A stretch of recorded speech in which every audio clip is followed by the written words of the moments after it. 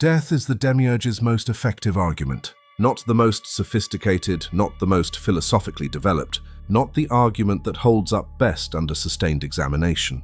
Truly the most effective. Because every other argument the demiurge's world makes for its own authority, every claim that the material world is the ultimate reality, that the Archon systems of desire and fear and identity are the natural condition of consciousness, that the seeking soul should look to institutional frameworks for the resolution it is reaching toward. Every one of these arguments can be engaged with, questioned, seen through. But death appears to be beyond argument. Death appears to be the fact that closes every other question. Whatever you believe, whatever you recognize, whatever quality of gnosis you develop in the course of an embodied lifetime, the body will dissolve and you will cease. The argument from death is the argument that has always gotten the last word. Except that it has not always gotten the last word. There is a tradition, sealed in clay jars, preserved in whispered transmissions, scattered through communities that were scattered themselves rather than allow the teaching to be lost, that looked at death with the precision of genuine gnosis rather than the fear of the Archon-managed self, and said, "You have misidentified what dies. You have confused the garment with the wearer. You have seen the dissolution of the material form and concluded that what wore the material form dissolved with it." And that conclusion, that specific, foundational, entirely Archon-generated confusion of the vehicle with the consciousness it carried, is the last and most comprehensive of all the demiurge's illusions.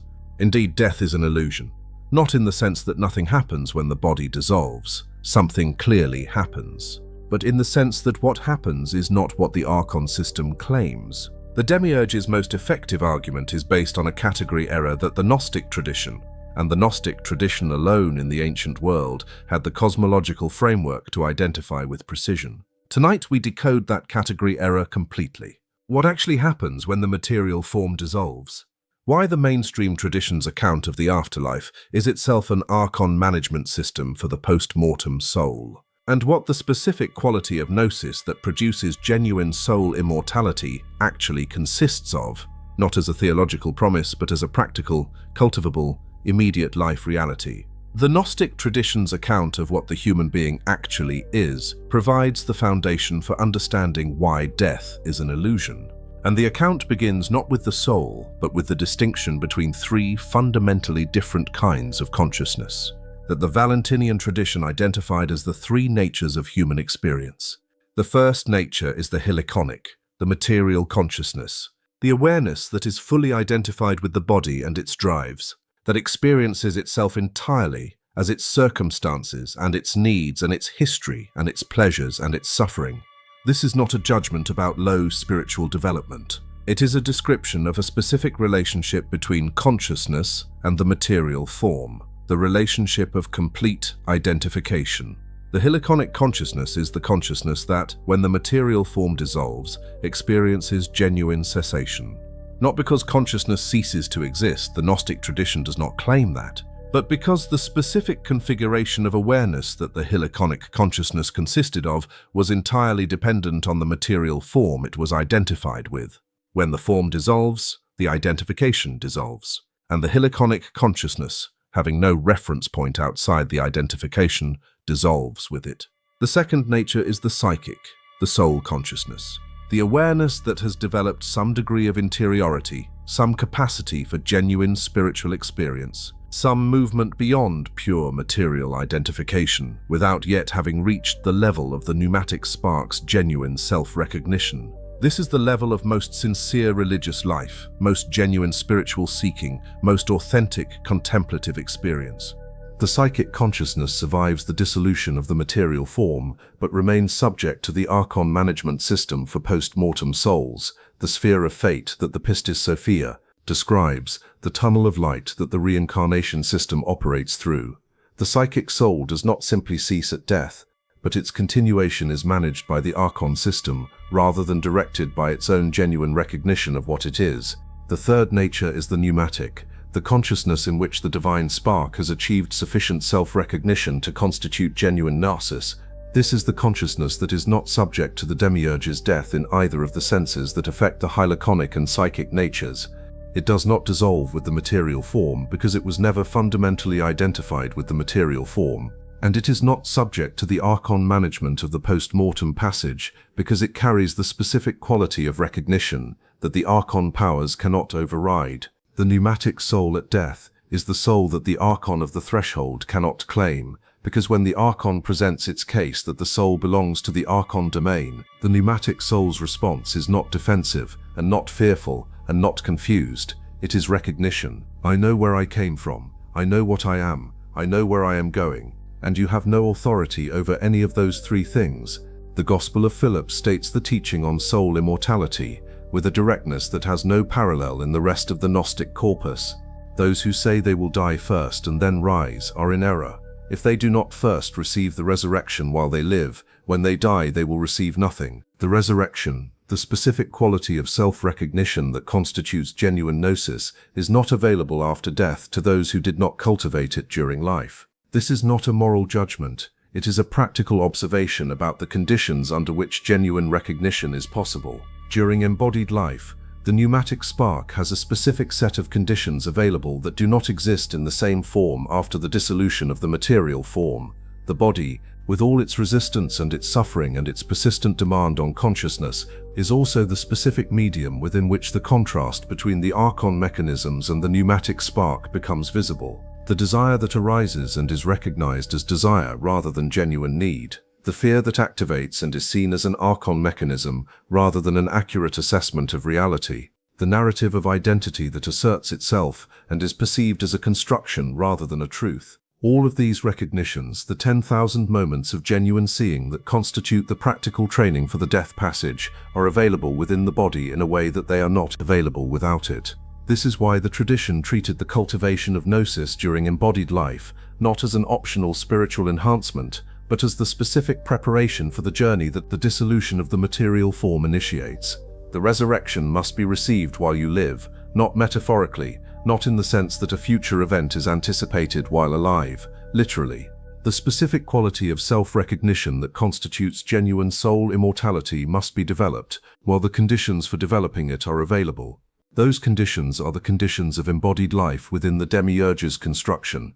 They are the conditions you are in right now. The Zostrianos, one of the most technically demanding texts in the entire Nag Hammadi library, contains the most detailed account of what genuine soul immortality actually consists of in experiential terms. The text describes a series of contemplative ascents through the Archon realms that the practitioner undergoes in embodied life, not physically, not in out-of-body experiences in the popular sense, but in the specific form of interior recognition that the Scythian tradition called contemplative vision. In each ascent, the practitioner develops familiarity with the quality of consciousness that corresponds to each level of the cosmic architecture, not as information about those levels, but as direct, interior encounter with the quality of consciousness that characterizes each level. The accumulation of these contemplative ascents, repeated across months and years of sustained practice, produces what the Zostrianos calls the imperishable seed. The specific quality of consciousness that has become so familiar with the pneumatic spark's nature,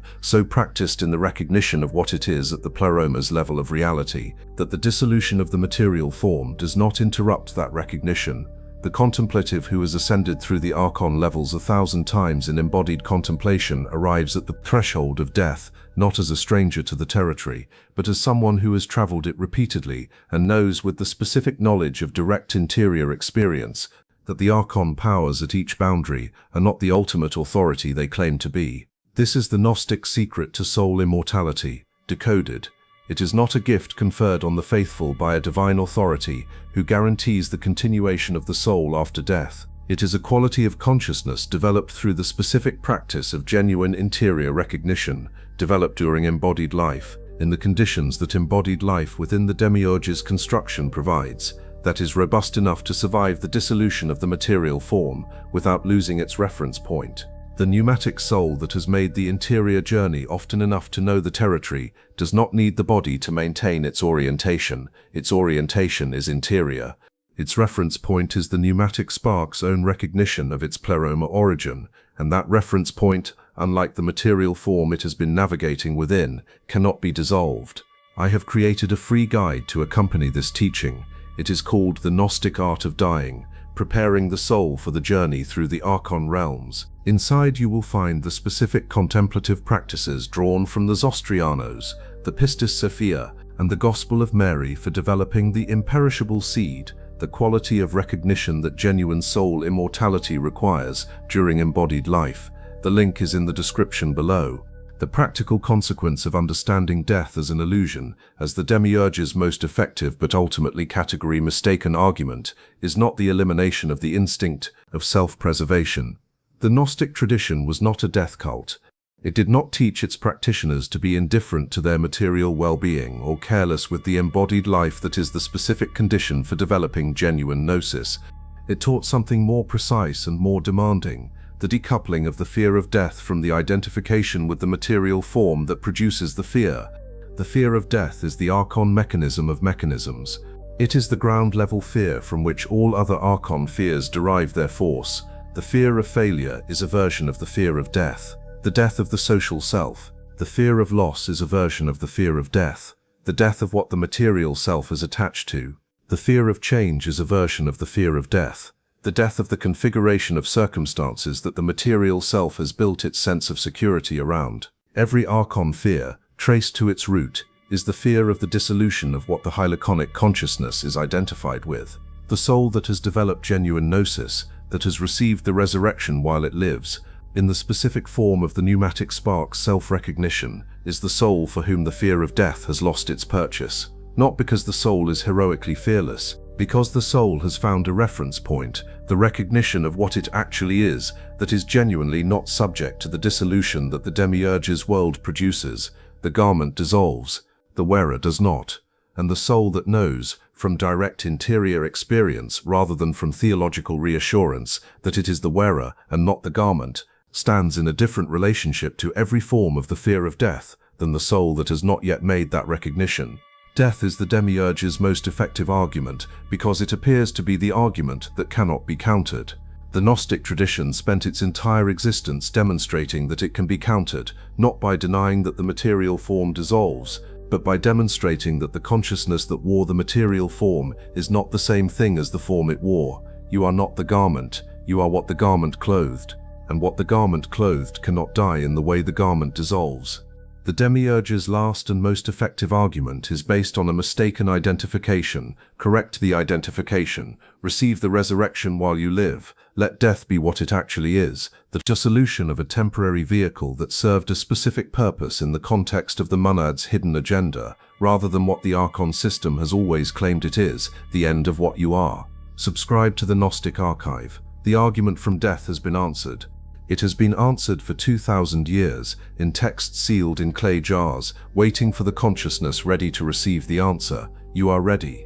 The three stelas of Seth, the liturgical text of the Sethian tradition, designed to be used as a contemplative practice for ascending through the levels of the cosmic architecture, contains a passage on the nature of imperishable consciousness that is the most direct statement in all of Gnostic literature of what genuine soul immortality consists of, experientially. Seth praises the invisible spirit.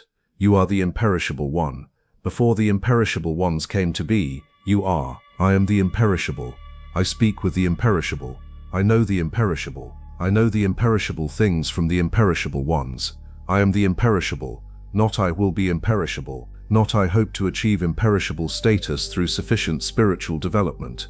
I am the imperishable, in the present tense, as a recognition of what is already the case, rather than as a theological promise about what will eventually be the case. The three steles of Seth was a liturgical practice, a text recited repeatedly by contemplative practitioners as a form of interior training, a way of establishing the recognition of the imperishable nature through the repetition of the recognition until the repetition became the lived reality it was describing. You are the imperishable. The pneumatic spark within you is imperishable. Not because you have achieved a high enough level of spiritual development to earn imperishability, because the pleroma light that Sophia embedded within the human soul cannot be destroyed by anything within the demiurge's domain.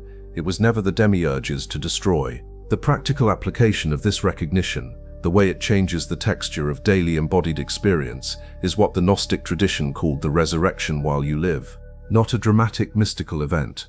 The progressive stabilization of the recognition that the consciousness doing the experiencing is imperishable, even as the form through which it experiences is not. the body will dissolve. The awareness that has been inhabiting the body, the awareness that is reading these words right now, that is processing this teaching through whatever quality of interior attention you are bringing to it, that has been present in every moment of your embodied existence as the knowing through which every experience has been experienced, that awareness is not the body. It does not dissolve with the body. It carries in its deepest dimension the imperishability of the pleroma light that Sophia inserted into the demiurge's construction as the one thing the construction could not contain and could not destroy. Receive this, not as a theological proposition to be assessed from a distance, as the direct recognition of what you are that the 3 steles of Seth was written to produce in the consciousness that engaged with it honestly. You are imperishable, the garment is temporary, the wearer is not. And the specific quality of recognition that knows the difference, that has stabilized through sustained contemplative practice and sustained honest engagement with the tradition that preserved this teaching. The awareness of what is the garment and what is the wearer is the soul immortality the Gnostic tradition was always pointing toward, not a reward conferred after sufficient spiritual merit, the natural state of a consciousness that has recognized what it actually is.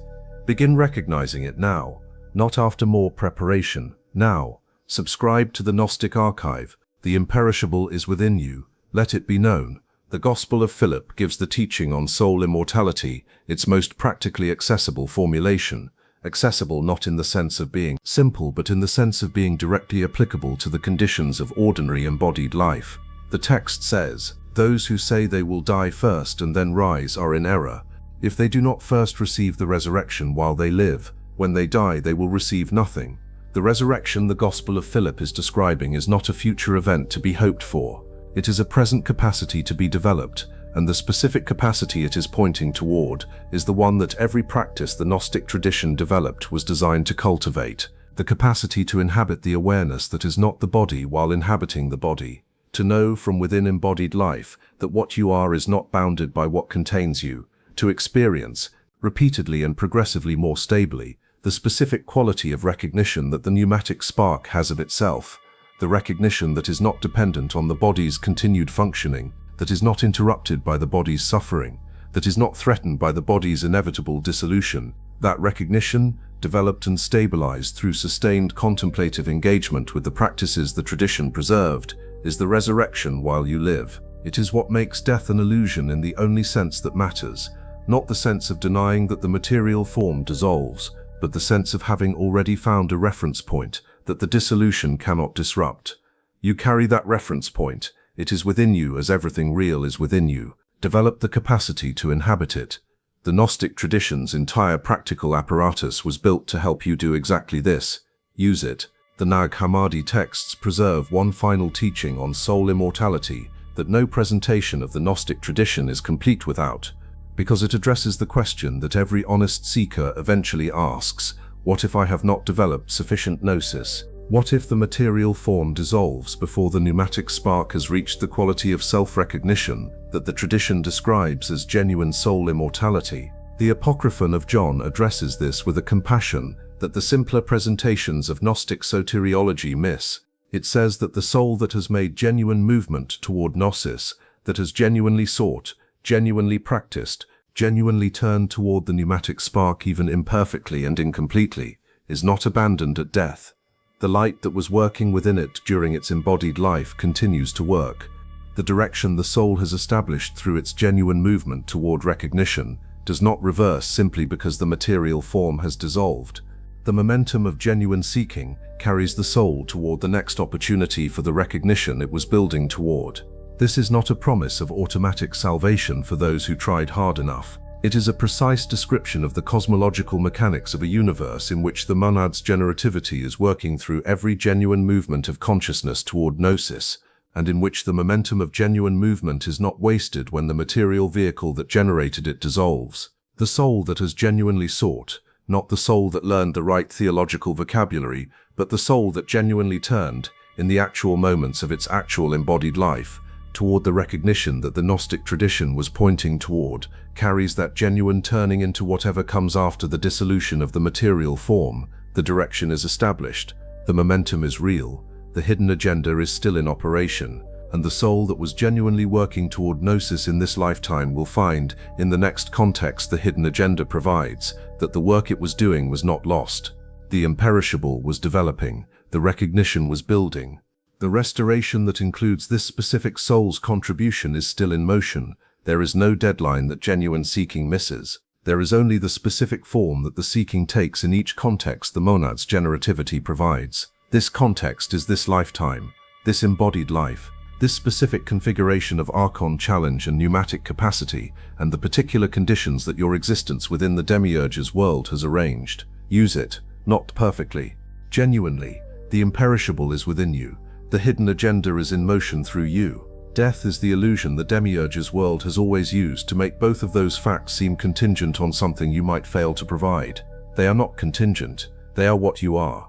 Recognize it now. The Gospel of Truth gives the teaching on soul immortality its most cosmically located formulation, the formulation that places the individual soul's recognition of its own imperishability within the context of the restoration that the entire Gnostic tradition was pointing toward.